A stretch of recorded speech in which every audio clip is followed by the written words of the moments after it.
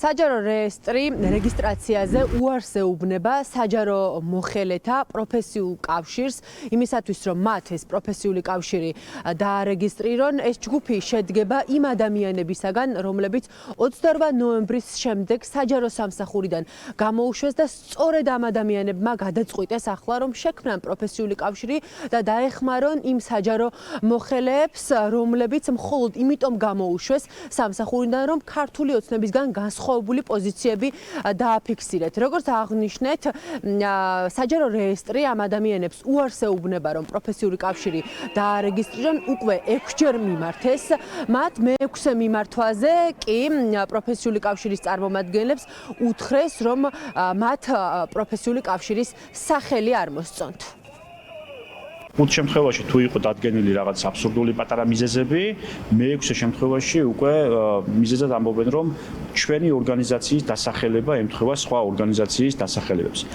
მსგავსი ხარვეზი რომ ყოფილიყო რეალური, ეს პირველივე ასე ვთქვათ მიმართვის დროს უნდა ეთქვათ, ანუ ჩვენი დასახელება ვინაიდან არის ვრცელი, მათ აიღეს რამდენიმე სხვა ორგანიზაცია, ჩვენი სათაურები დაყვეს ნაწილებად და ჩვენი სათაურის ერთი ნაწილი მოარგეს სხვა ორგანიზაციას, მეორე ნაწილი სხვას და ამ საფუძვლით თქვენ რომ თითქოს ის არის იდენტური რამდენიმე ორგანიზაციის. არსებობს პროფესიული კავშირები, რომლებიც იმავე დოკუმენტაციის საფუძველზე რა ჩვენ წარვადგინეთ დარეგისტრირებულები არის. მაგრამ ჩვენ შემთხვევაში ეს შეუძლებელი აღმოჩნდა.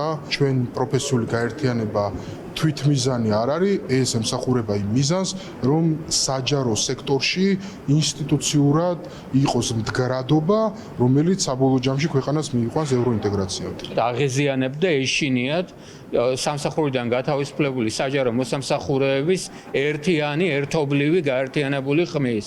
აქედან გამომდინარე, მათ არ უნდათ რომ დაარეგისტრირონ ეს პროფკავშირი და თითიდან გამოწვეული საბაბით უკვე 6-ჯერ დაუხარვეზეს ან საერთოდ შეუწყვიტეს სარეგისტრაციო წარმოება. ეს საჩივარი გაიგზავნა შრომის საერთაშორისო ორგანიზაციაში, რადგან საქართველო მიერთებული ამ ორგანიზაციაზე, ამ ორგანიზაციის სამ ფუნდამენტურ კონვენციას, რომელიც პროფკავშირების თავისუფლებას უზრუნველყოფს.